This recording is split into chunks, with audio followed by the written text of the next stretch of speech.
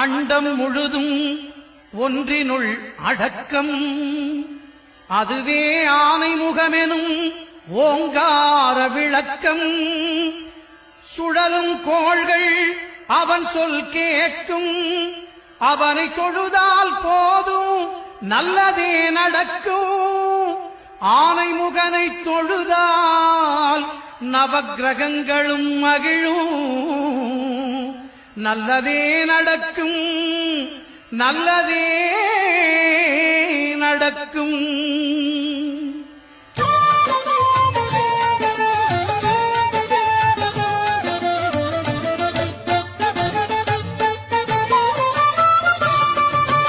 ஒன்பது கோளும் ஒன்றாய் காண